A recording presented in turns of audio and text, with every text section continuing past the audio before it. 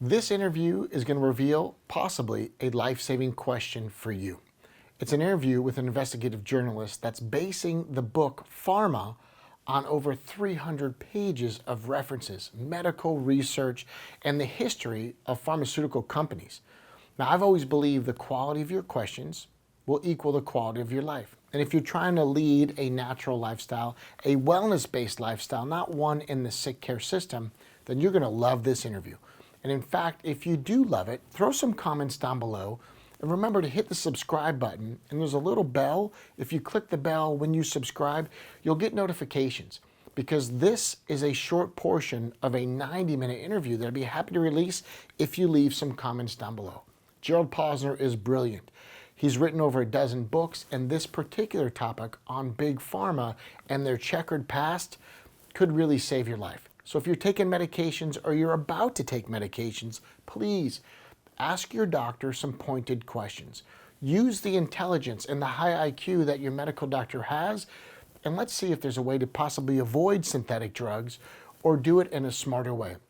Because to be taking these drugs blindly, as history has shown us, and as this interview will reveal, has cost many people their lives. I just don't want it to be you.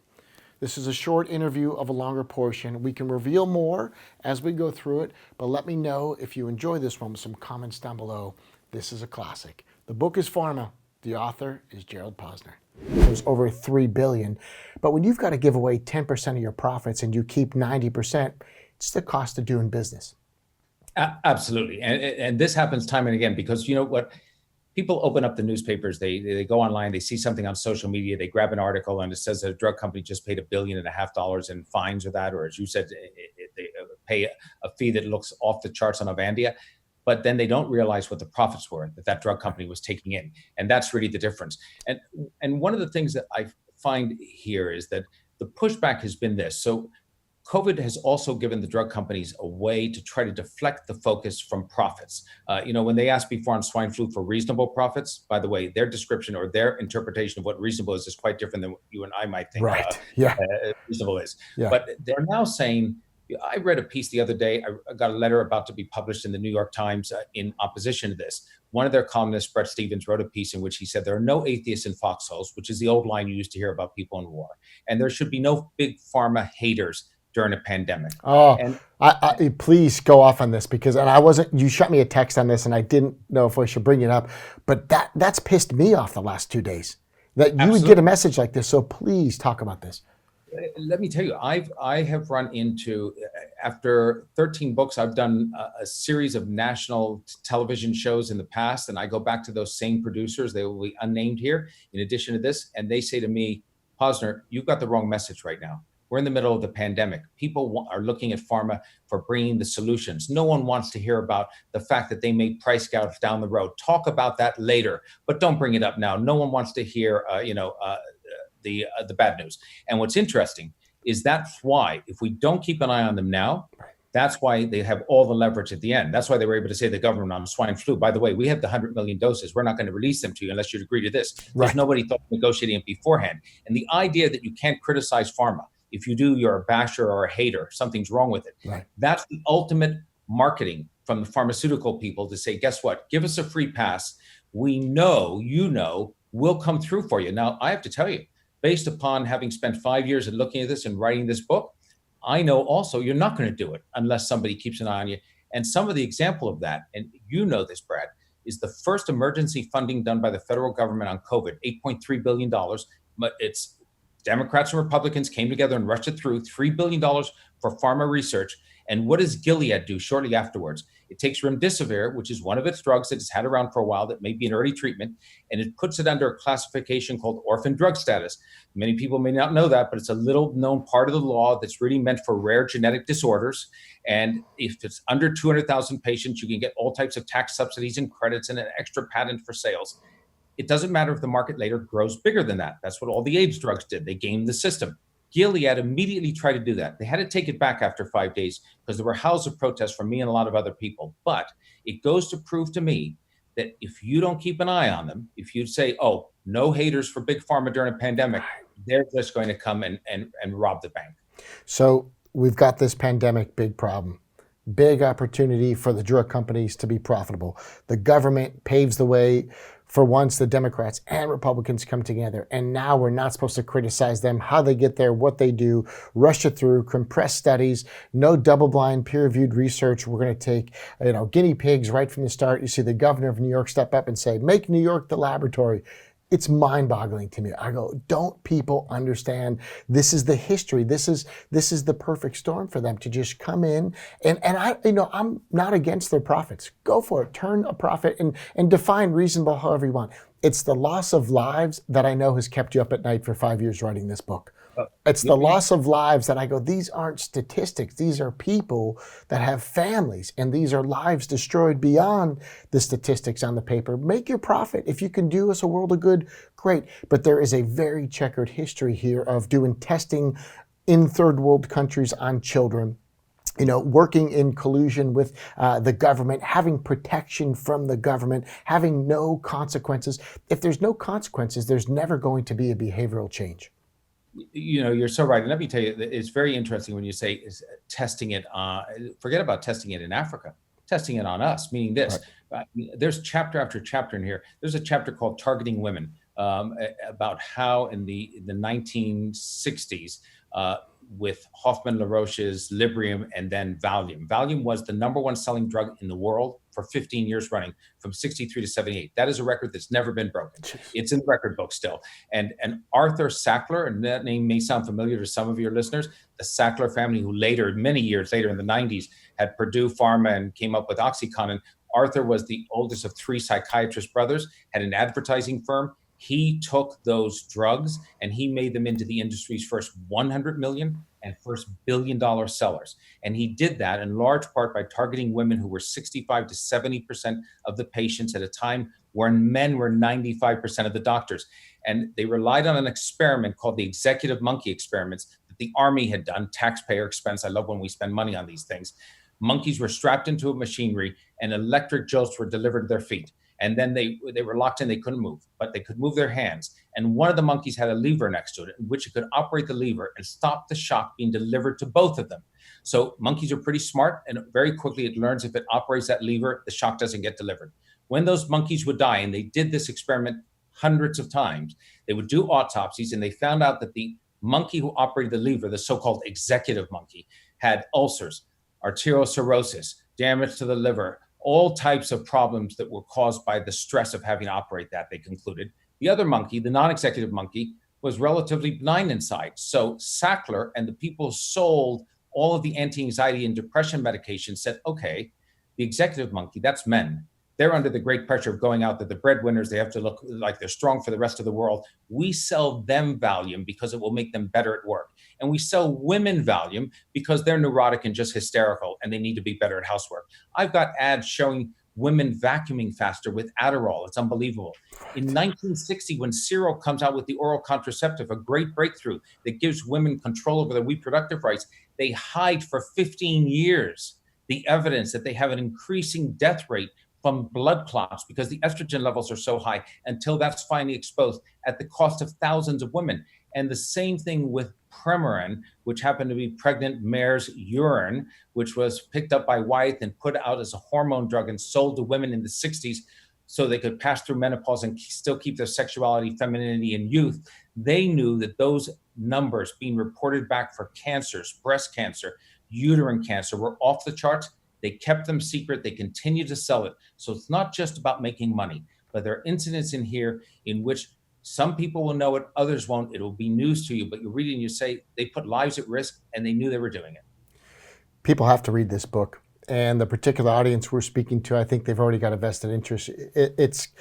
It's going to be one of those things, there's going to be revelations within it. There's going to be aha moments. There's going to be some validation for people that are natural health practitioners, chiropractors. But also there's going to be a lot of passion and anger because these are criminal activities. And like you said, they hide the statistics. They don't come out with it. It's profits over integrity, and it just drives me nuts. So a couple things I want to double click on. One is the Sackler family. And sometimes I get dyslexia. I think they're fathermuckers. And one of the things they did, because they came out with this the opioid epidemic, and they really fueled that fire and fanned the flames. And then right before they filed bankruptcy, the New York Times, I think, did some investigative journalism, and they moved something like $2 billion into a Swiss bank account. And then later that week, actually hid behind bankruptcy, so then the government would step in and protect them from the repercussions. We had something like 155 Americans dying per day at the peak of the opioid crisis. 1 in 3 children that are currently in foster care are there because their parents either died of an opioid overdose or they're in drug treatment for opioids. So directly correlated to that. 1 in 3, I mean, what a rotten family. And I didn't realize that until you just said that. This is the same family that goes all the way back. And basically they became the marketing kings back in the 70s. Is that right? Yeah, as a matter of fact, they actually became the marketing kings, believe it or not, in the 1950s because they took a drug for Pfizer's first antibiotic called terramycin. Arthur Sackler said to terramycin to Pfizer, Sackler was the one who came up with the idea for the detail men. They were men then. Now they're men and women, the drug reps who went out to doctors. Sure. He was the one who came up with the idea for free samples. He was the one who came up with the idea for what they called maps at the time, which were articles that were pre-prepared to give to a journalist in a health column at Time magazine or something else and talk about a new revolutionary drug coming out. He was the one who created medical journals, one after the other, in which he had hidden interests in which they would hawk the drugs that his clients were using. As a matter of fact, they co-opted the head of the FDA's research center, head of antibiotic research, and he had to resign in the middle of this.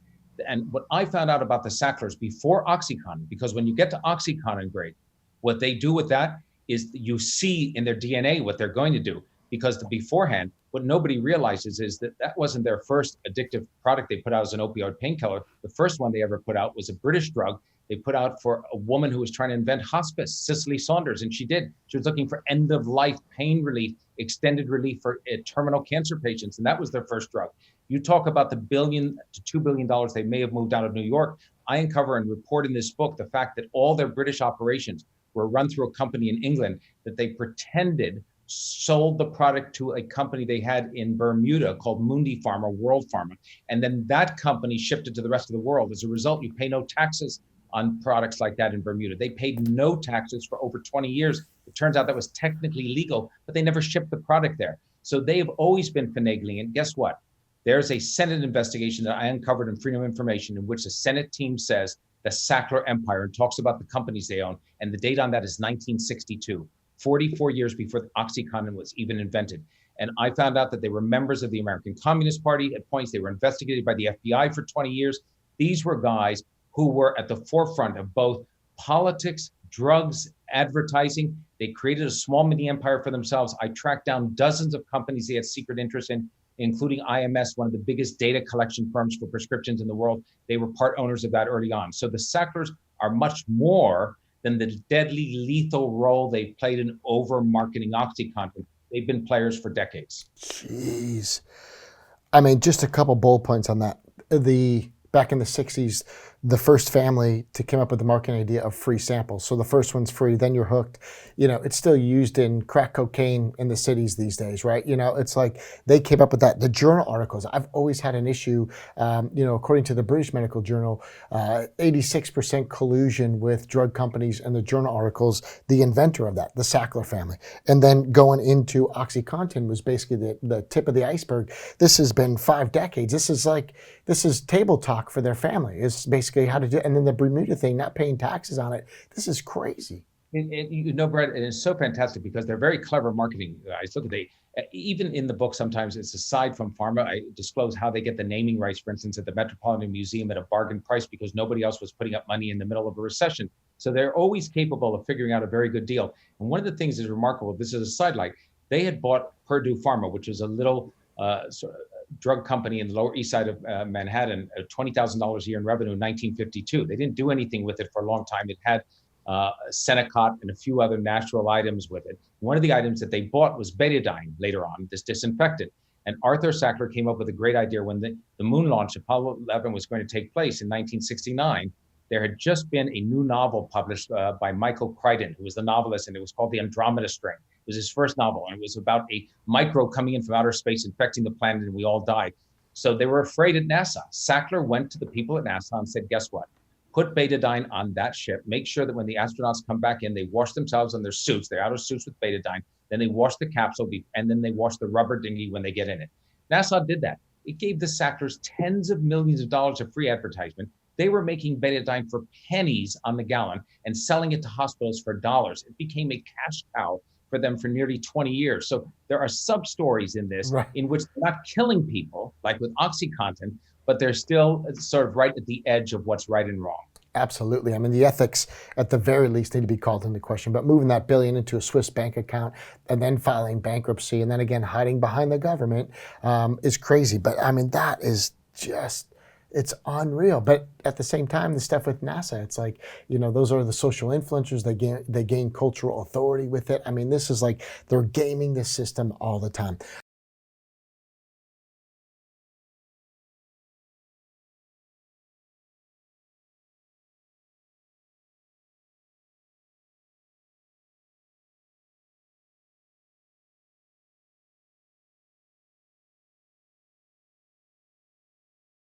So again, if you enjoyed that, that is a small portion of a much bigger book. It's about 500 pages. And like I said, there's an additional 300 in medical references. This isn't his opinion. This is based on fact. This is based on research. This has been well documented. He's just taken the time over the last 5 years to put it into a book so it's easy and consumable for you.